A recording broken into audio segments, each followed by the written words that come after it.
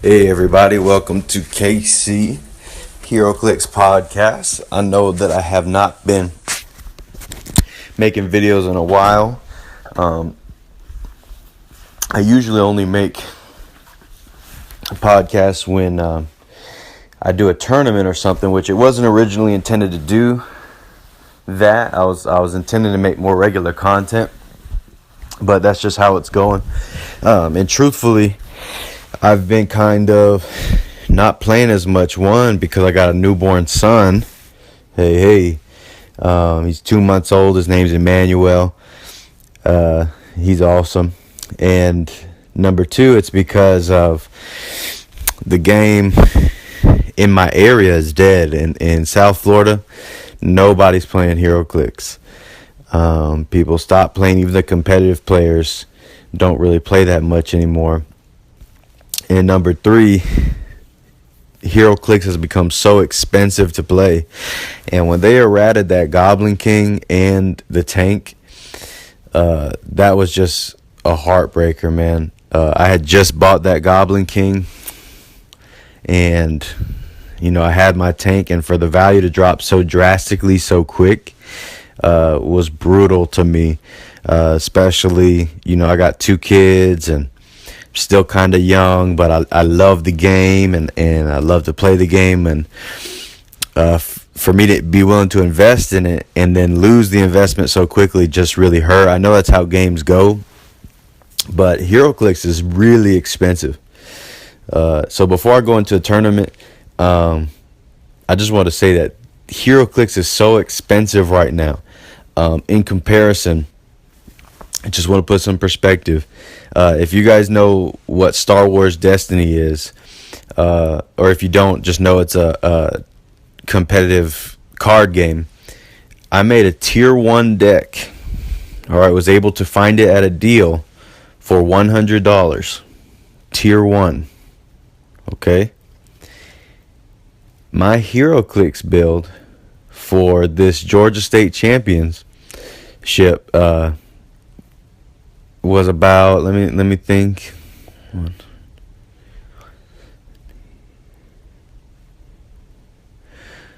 Was about 250 $280 my team.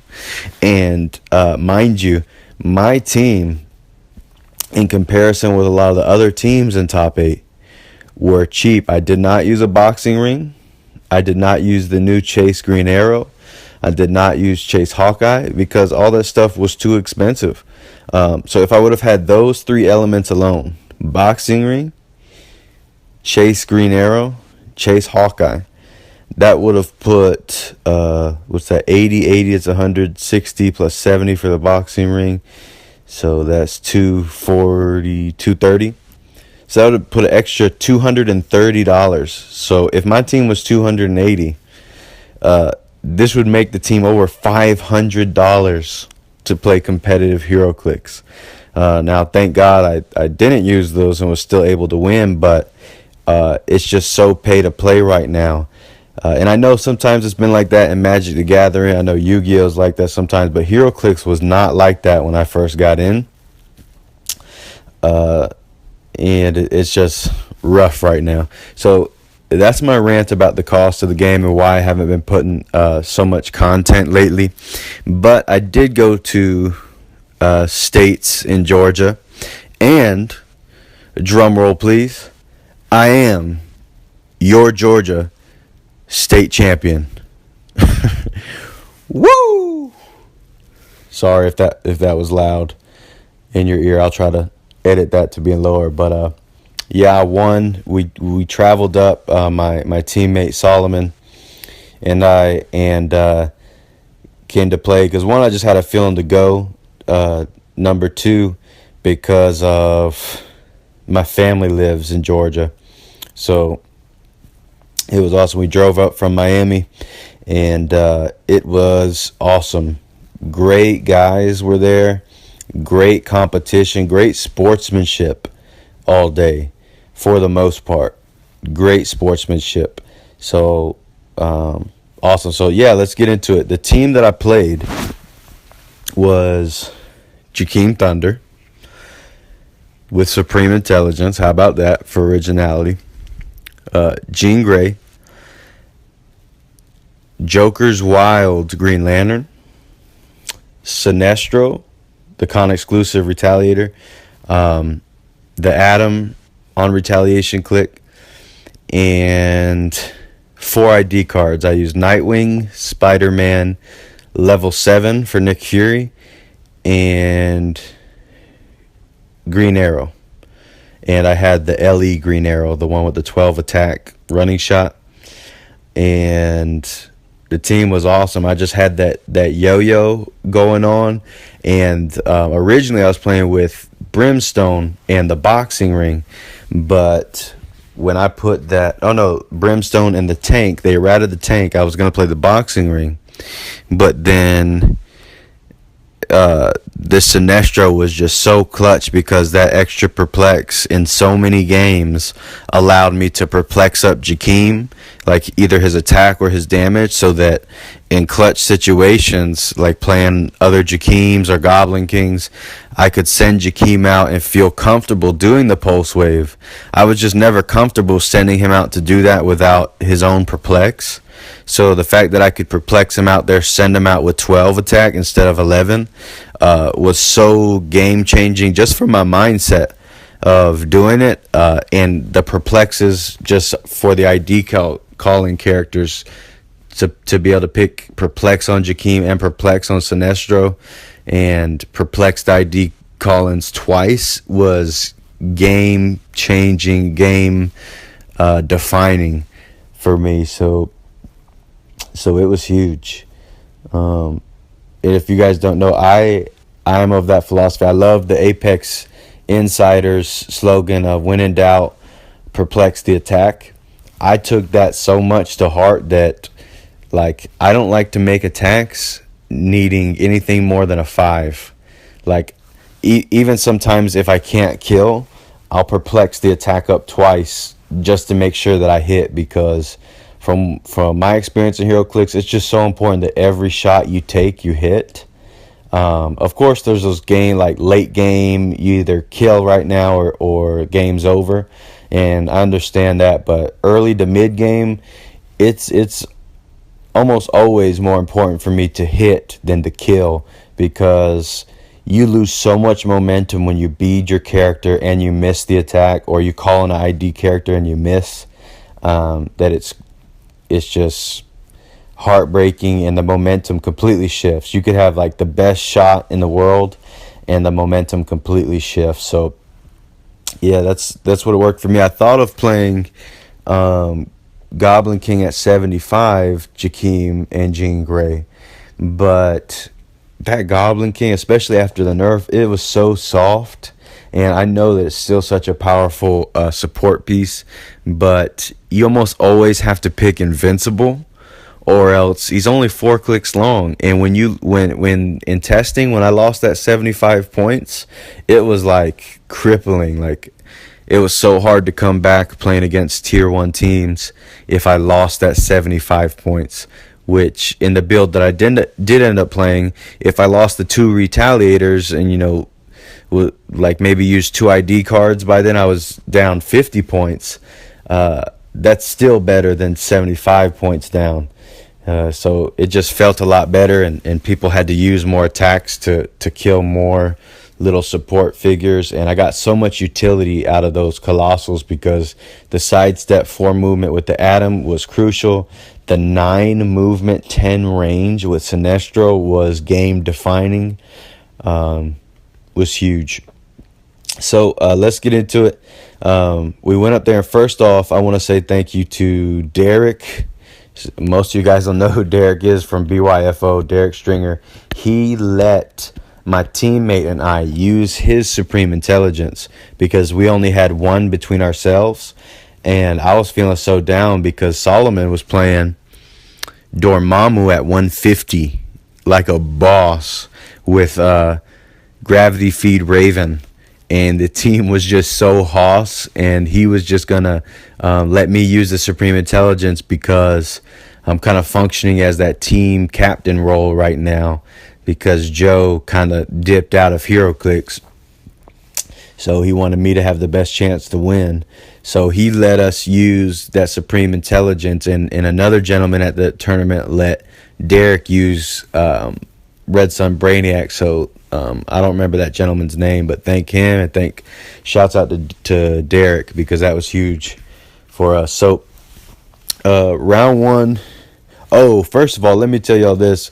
When I saw Easton and Wes were coming, I was like, man, because I used to play. I lived up in Georgia for a little bit last year, and I used to play at that store, Challenges Comics and Games, and so I know the play group there, and I was all right with that. There's some players that'll give me a run for my money. I knew some other players would come from other stores, but I was, confident with that.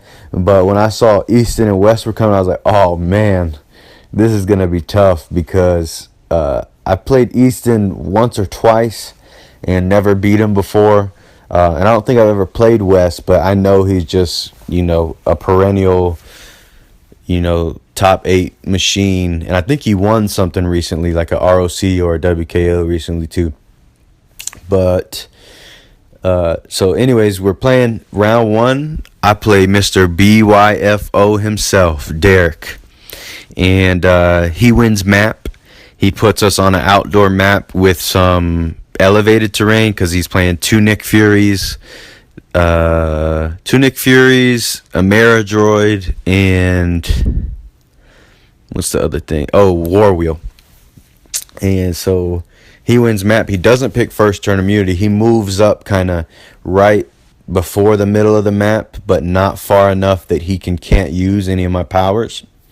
And immediately I just go to town. I yo-yo, call in Green Arrow, pick Energy Explosion, kill War Wheel, and deal damage to Nick Fury. I think it was the Nick Fury with the Possessor on it, so Nick Fury took 1 damage.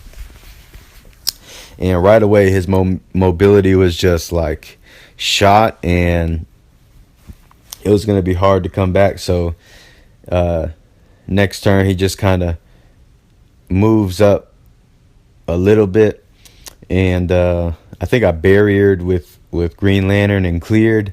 And oh no, so this is what I did. So he ends up boosting his defense, and I went out there and pulse waved for 5 with the perplex from Sinestro on the damage, and that barrier marker that minuses 1 from the attack, and one-shotted his Nick Fury. And yeah, it was just brutal. So he's down on Nick Fury. Then he pulls up the other Nick Fury with a marriage. Oh no, then he retaliates. And I did not notice that a Maradroid is nasty. Even if it misses the retaliation, it throws you back 6 squares. I was not expecting that at all. He threw my Jakeem with no defense powers to the other side of the map, and he came at my Jakeem with a Nightwing call-in, and could have won the game, perplexed up the defense. I mean, the damage on Nightwing, he had 2 swings. If he would have hit both of them, he would have killed my Jakeem. Thank God he missed one of them. And then after that, it was kind of game over, because I ran away with Jakeem and healed up, and yeah, just kind of took him up through there. I think I pulse waved his Nick Fury again, and that was game over. So Derek was a great guy. He was so fun to play against, and even just fun to play. I mean, to talk to in between rounds. Really fun atmosphere. Awesome guy. He ended up winning his next game, I believe. But so my round 2, I get paired with Easton. And I'm like, man, I didn't want to play Easton at all. And we're going to get it out the way early. So I win map. I put us on the convention hall, because that's probably my favorite map right now. Because indoors, so Green Lantern's barriers can protect the Colossals. And it's still kind of wide open. So it's good for the slingshot. And Easton's playing almost a mirror match team. He's playing Jakeem, Jean Grey, Sinestro, but he's playing Haha Joker. instead of Green Lantern and the Atom, and he has a full teleporter, so there's no willpower on Jakeem. So I do and he's playing the boxing ring. So he puts his figures in the boxing ring. I TK out. I kill his Sinestro, I want to say. Yeah, I kill his Sinestro. And then...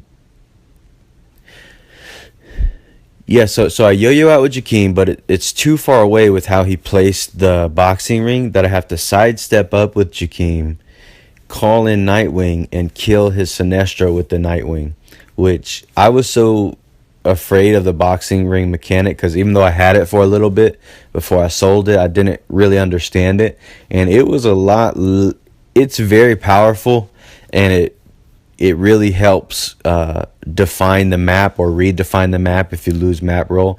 But it wasn't as epic as I thought, because that +1 for melee attacks inside the ring was huge, because I always perplex up the attack, so it was like an incentive to go in there. And Superior Spider-Man was just wrecking face, which we're going to get to in a second. So I kill his Sinestro.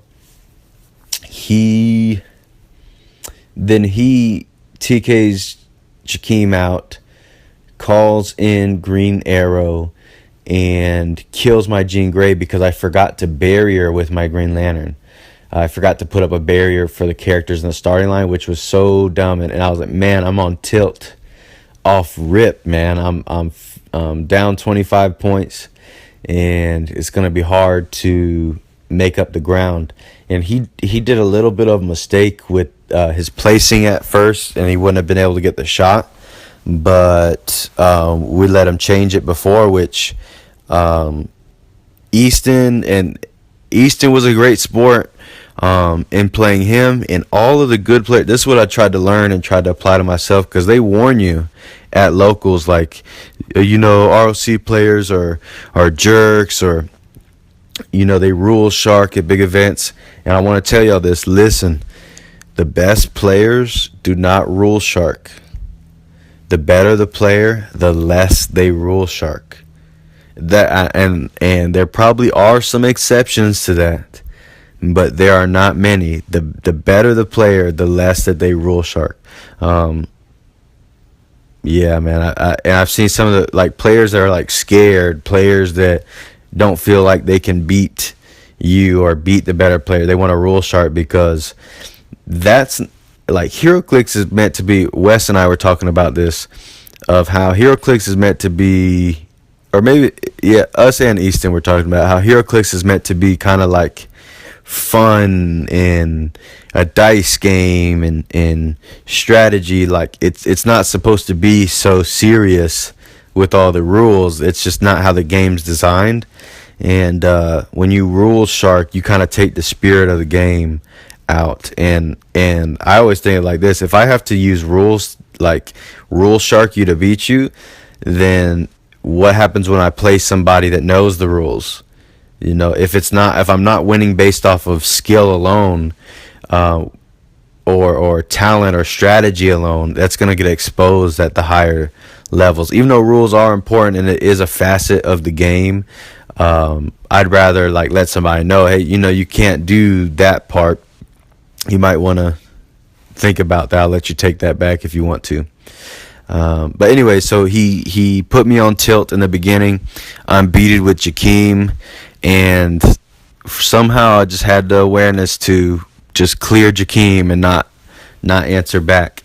And then so next turn he kills something else. I think he kills my Sinestro, something like that. And so my turn, I call in Superior Spider-Man.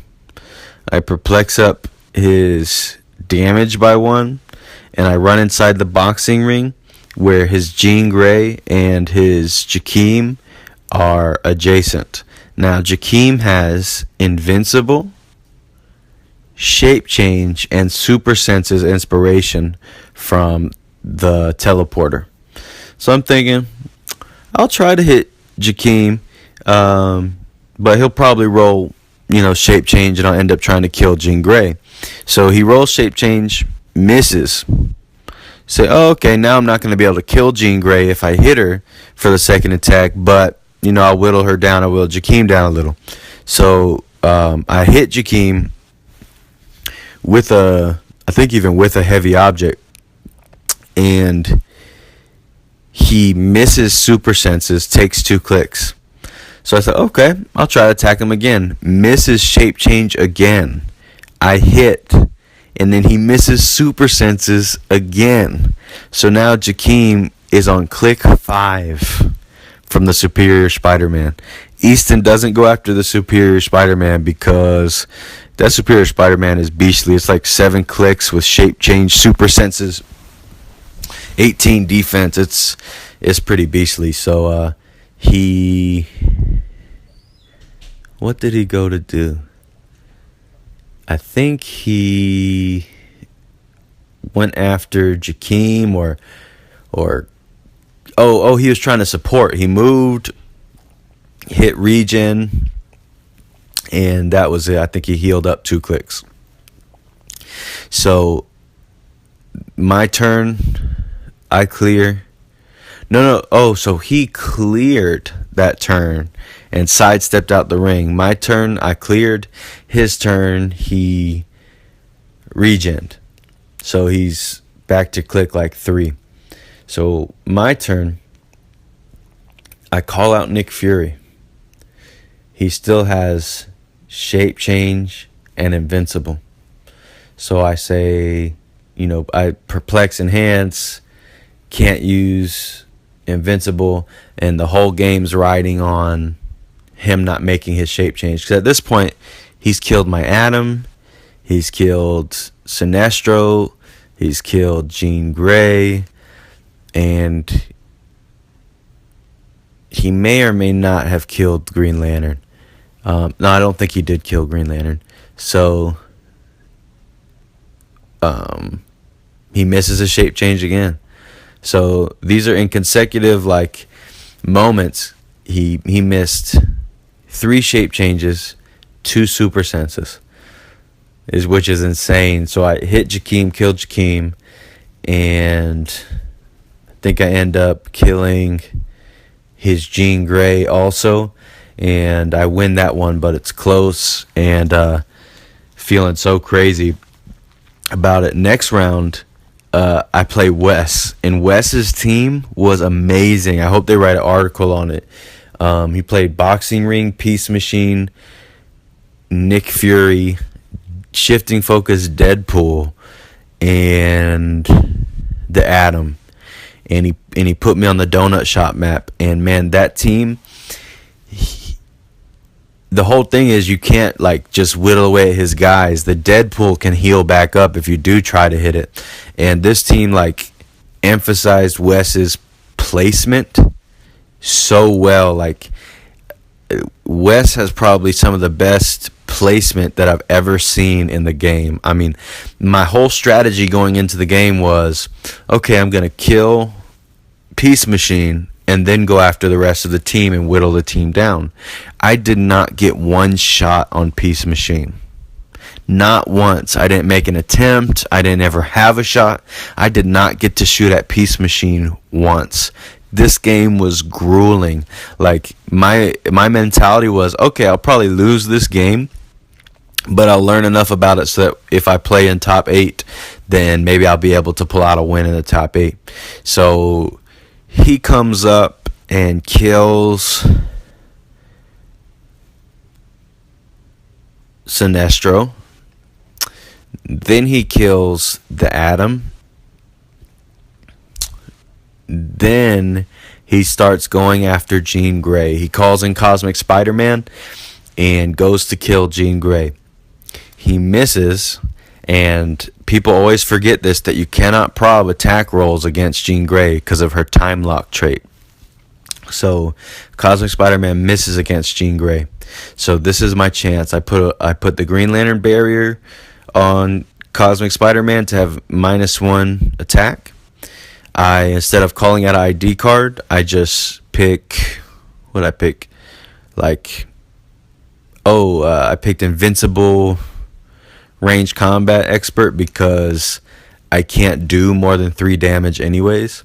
So I put it all to attack, trying to just get in 2 damage. And I hit Cosmic Spider-Man, but I do knock back, and I knock him out of Green Lantern's range. Because I'm thinking I'm going to do the second shot with Green Lantern. And I'm so like, man, but then I TK out, power action TK out Green Lantern, just so he can finish off Cosmic Spider-Man, which thank God he hit. And now I'm up by some points, because now I just scored 75 points. Then I think he clears. Then I clear.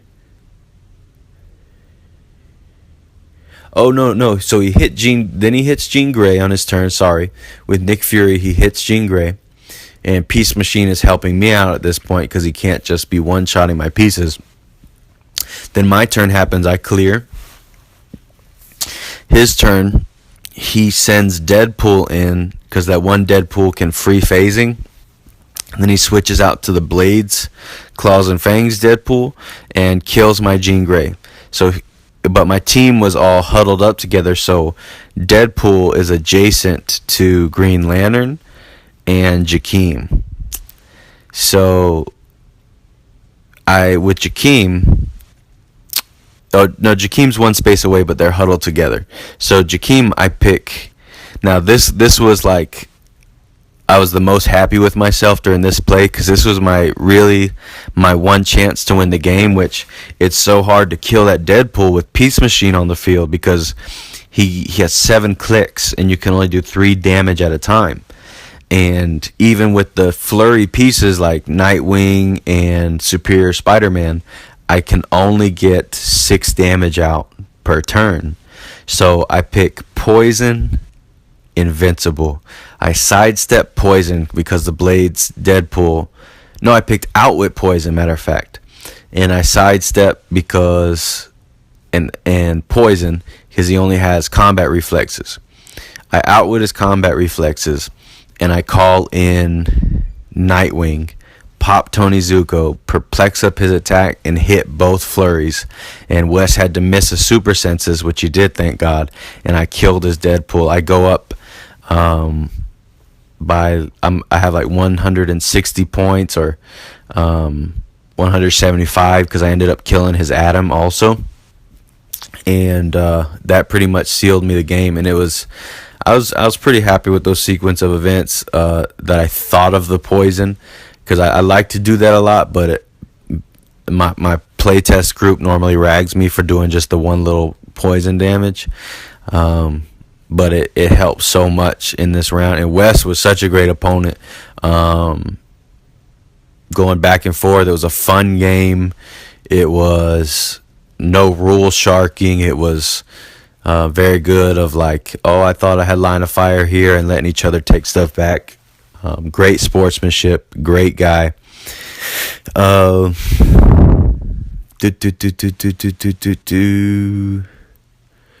And I had another game. I think Wes was actually round 4.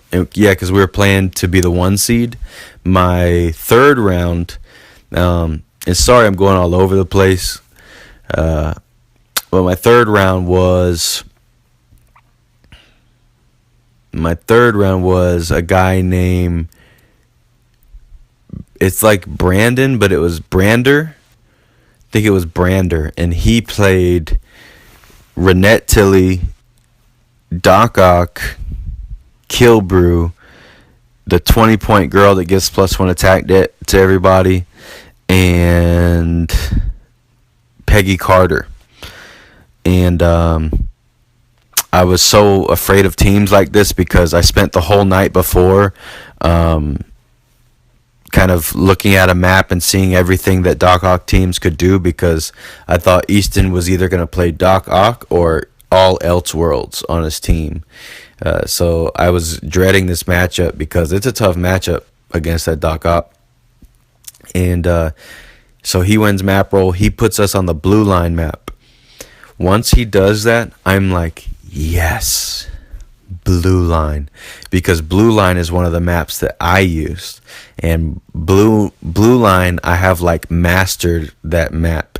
I even play it with my Jean Grey yo-yo, even though it's not conducive for the yo-yo team, but I just feel so good about playing on that map that if it'll hurt your team a little bit, I'll still play on it.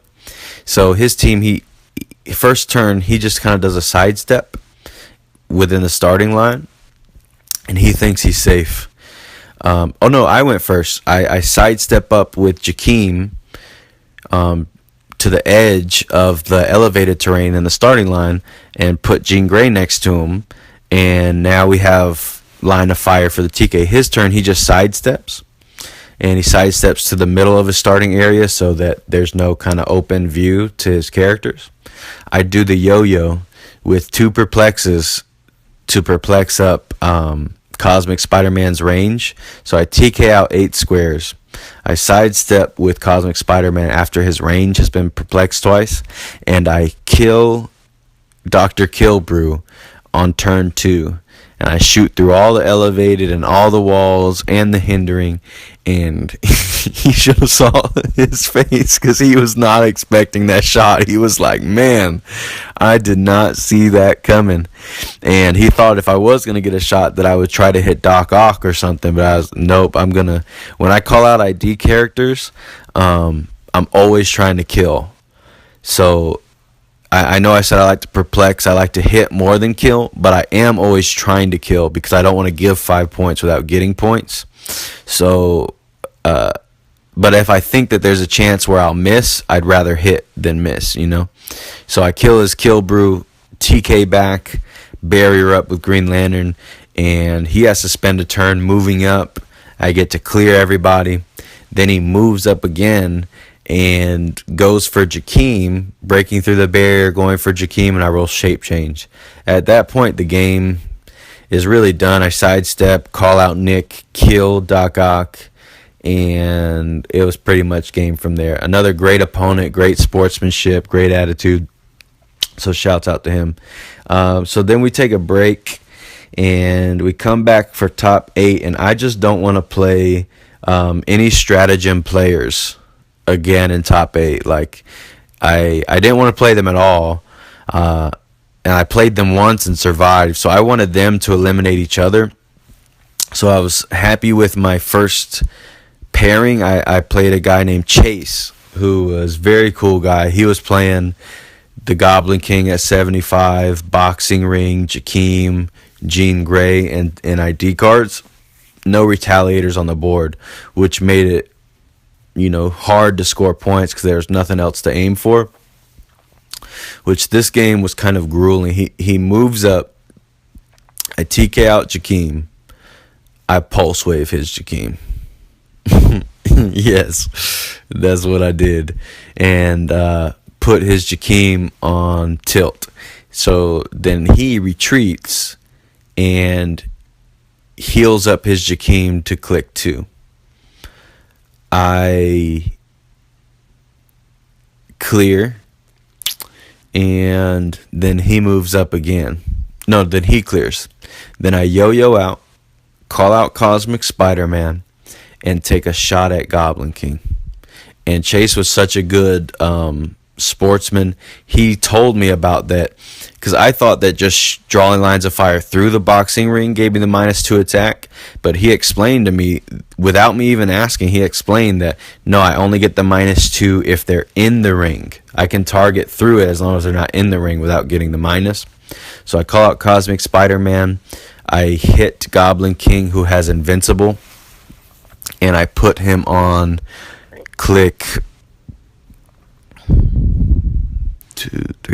3. So I gotta do another 2 clicks to kill him.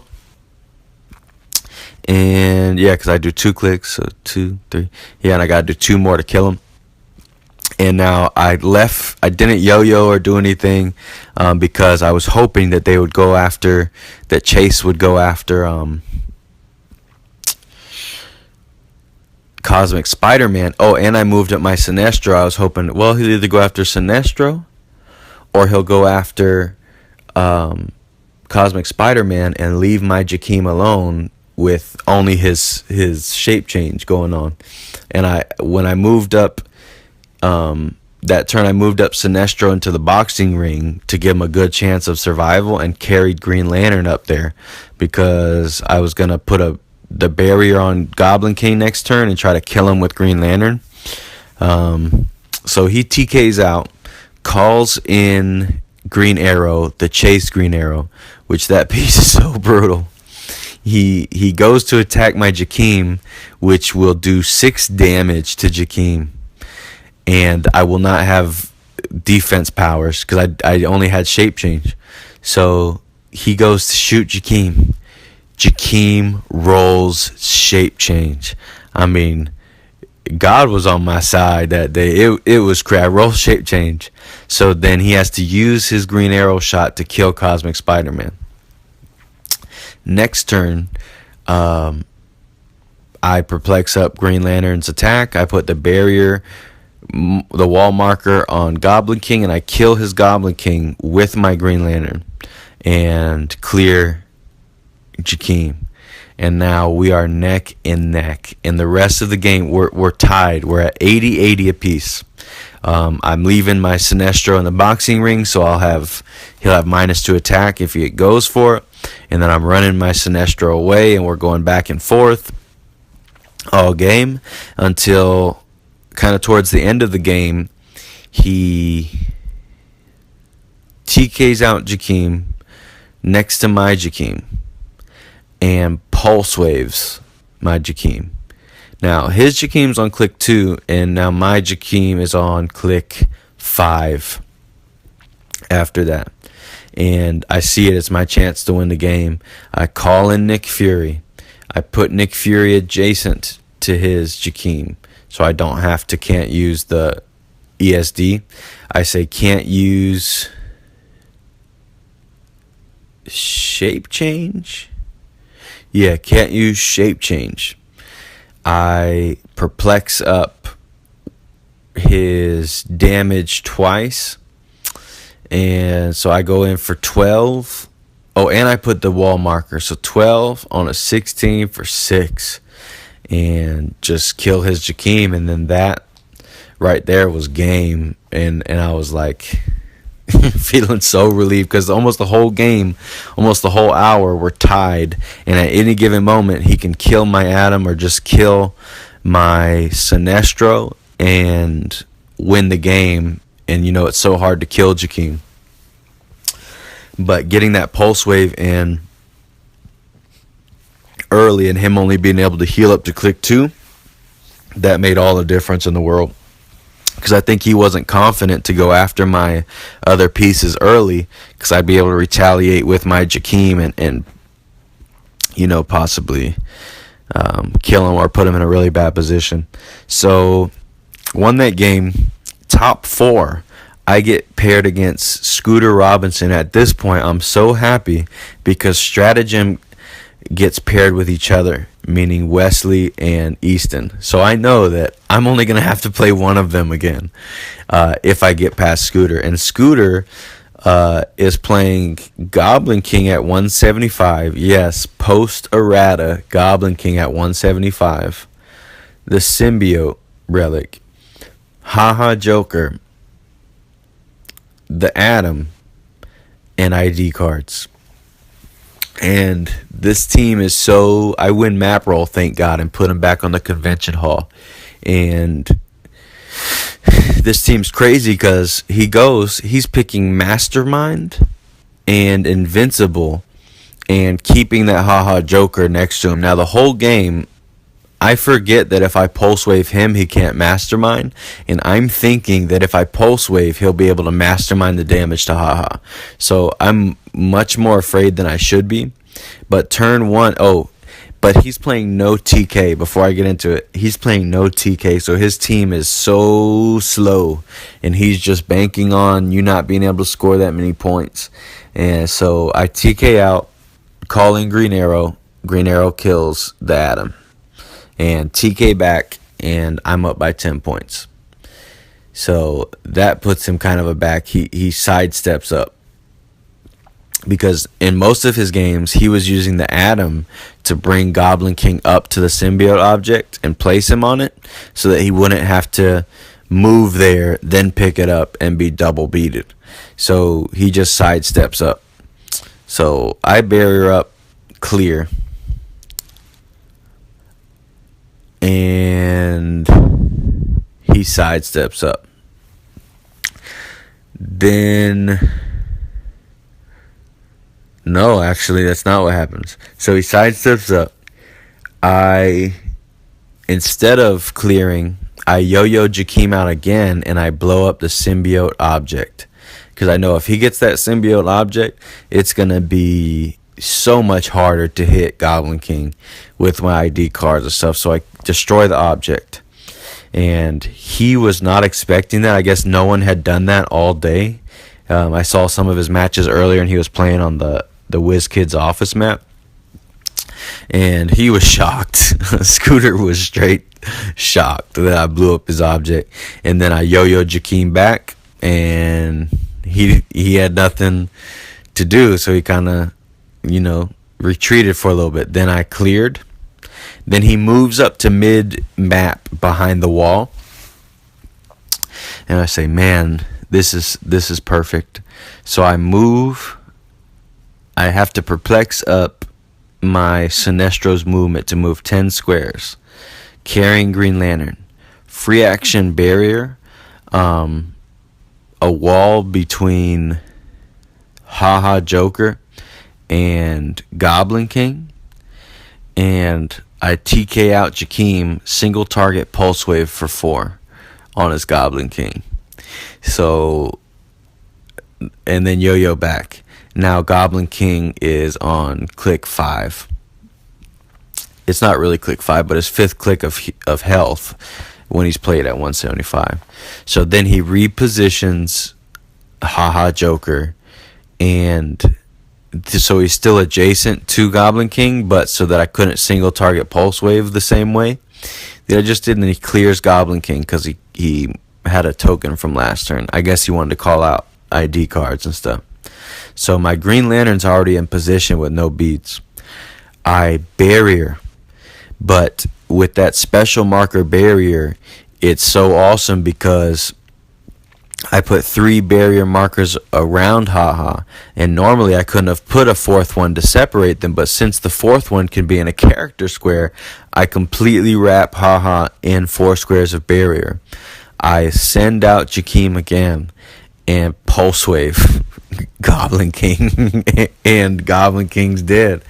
And so that was basically game, and he did not make one single attack all game. I think that getting that symbiote blown up was like threw him off, and also he hadn't played a Jean Grey team all day, so the speed of the Jean Grey team was so crazy because the first turn that you're going, you're hitting them in the starting line. Like with that green arrow shot, you if they move out of the starting area, like say I get first turn immunity, they sidestep up, I can hit you from outside the starting line without perplexing up the range. If I perplex up his range, I can hit you in the starting line. So it's scary with that Green Lantern range, green arrow range, sorry. The finals, I play Easton again, and I'm thinking, man, I miraculously defeated him the first time, and now I'm gonna have to beat him again in the finals. Mr.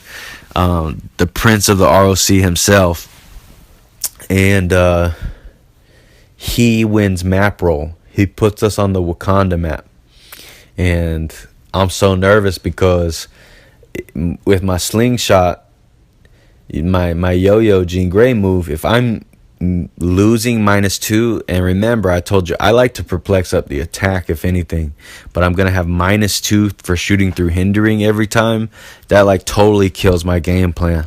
But then like a eureka, like a revelation hits me, and I pick the side with more of the hindering and put Easton on the side where that in the beginning area where they don't have hindering.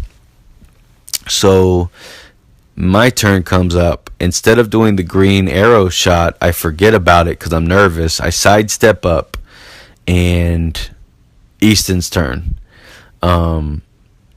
Easton sends out Jakeem, calls in Cosmic Spider-Man, perplexes up his range, and goes to kill Jean Grey. All he needs is a 6 because Jean Grey has 17 defense. He perplexed up range once on Cosmic Spider-Man and attack once. No, damage once, so he could get the full 5 damage out. He rolls a 4. Probs himself. In the moment, I forgot to tell him that he can't prob Jean Grey's attacks against Jean Grey, but he probs it and he rolls a 5, so he misses anyways. He yo-yos Jakeem back, and it's my turn. This is like the favor of God that he missed that, because if he killed Jean Grey, then it's going to be so hard for me to come back.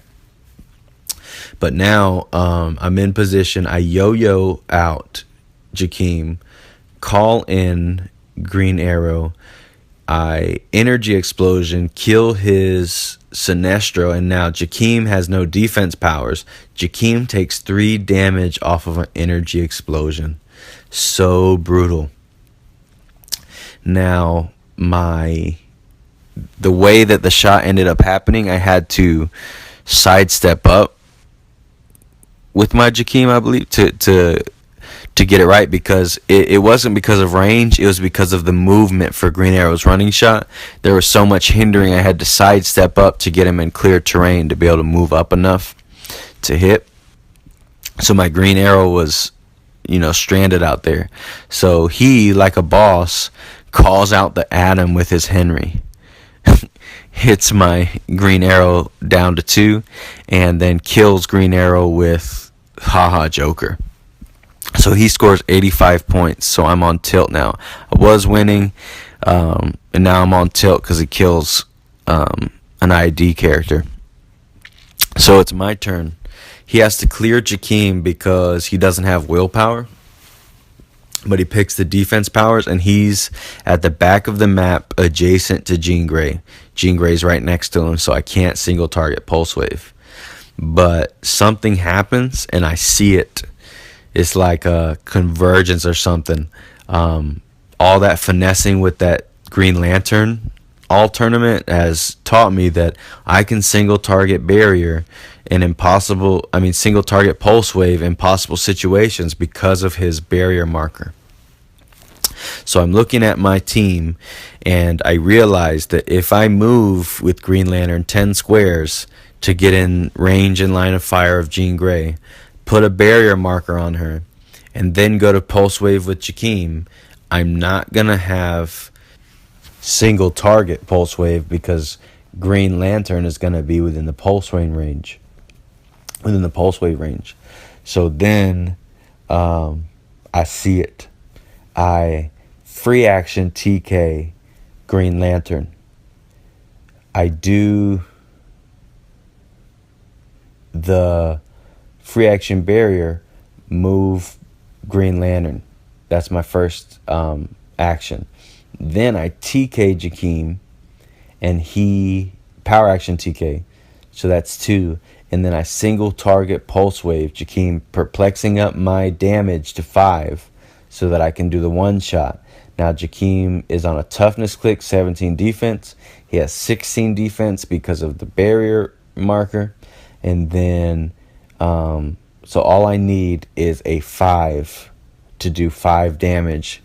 And I rolled it. I roll 5. Jakeem's dead, and I feel like I've won the whole game. Now, to show you how good Easton is, with the team that he has left, he doesn't give up. He doesn't think about conceding. He kills my Sinestro with his Haha Joker. Then he kills my Green Lantern. Now I'm thinking about going to just barrier up, but then I count the points and I realize, wow, I'm losing right now because he's killed Jean Grey for 50. both of my Colossals, because at some point he killed the Atom. So that's 75, 80, 90 points. And he's killed Green Arrow, which is 165. So I'm losing at this point. So I free action TK Jakeem, pick Flurry Precision Strike on Jean Grey, and end up killing her. And then I regain the lead. But then he kills my Jean Grey. And I'm still up by 10 points at this time. But he's chasing me down with his haha.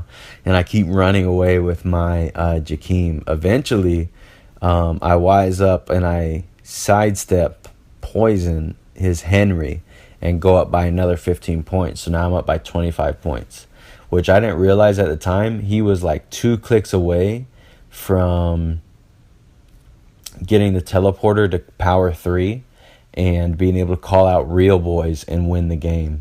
So thank God I poisoned Henry. He still keeps chasing me down with haha, and I keep running away with no shame at all and end up winning the game when time is called. So it was brutal. It was tough. It took a lot of favor to be able to beat Easton both times. But it was crazy. Great sportsmanship. Great gameplay. Great team builds.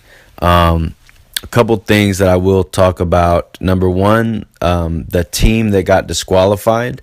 Because there's like a 4 or 5 man team that came to play, and they ended up getting disqualified because they didn't realize they couldn't run the symbiote with Supreme Intelligence. They got disqualified at round 4 because that's when people realized. But it didn't affect the games really at all. Excuse me, because they weren't going to make top 8 anyways. And the players that they played against, once they were awarded victories, they didn't make top 8 either. Like, from my memory, and I could be wrong on this, Derek won 1 game, right? So if they would have given him a victory against a yellow shirt 2 games, he still would have been 2-2 and not had enough points to make top 8.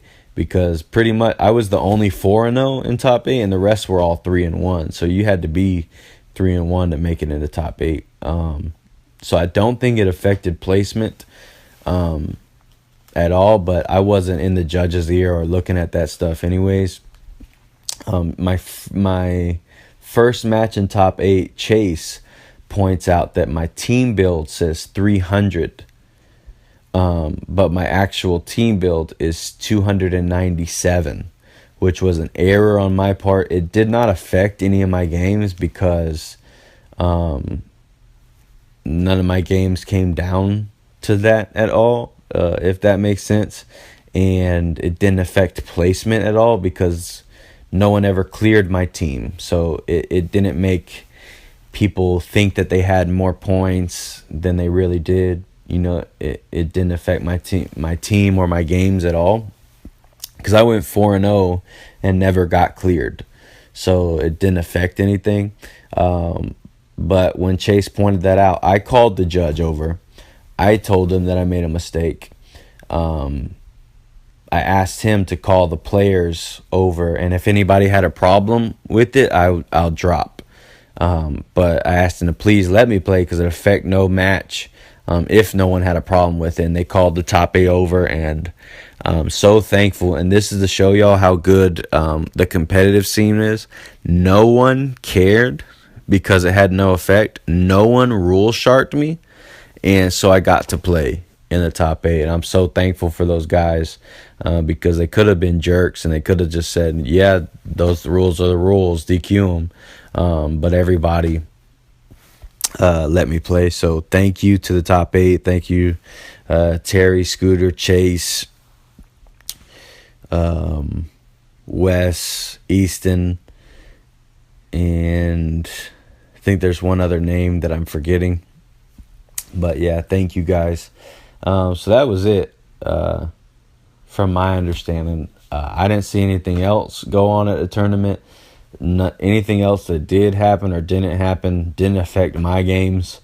It still came down to Easton and I in the finals, and it was still hard to win. So it was a great tournament. It was my first big win. I've topped a couple times before this, but it was my first big win, and very excited about it.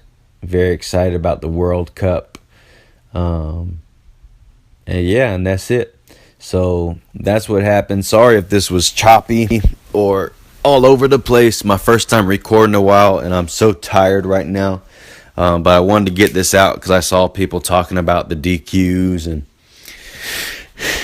and all that. So, yeah, this is your Georgia State champion right here. Comment me. Tell me about your experiences, or if you played something similar and you did well at your states. Let me know in the comment section. I'm getting ready to start uploading some different content because I started playing Star Wars Destiny, and Star Wars Destiny right now is a lot more fun because it takes less time and is a lot less expensive, but Heroclix will always have my heart. So I'm going to start uploading that content. If there's something specific you want to see, let me know. And if you play Star Wars Destiny, give me a shout out in the comments. So I love you, Heroclix community. Thank you for listening to Heroclix podcast. And remember, when you play to win.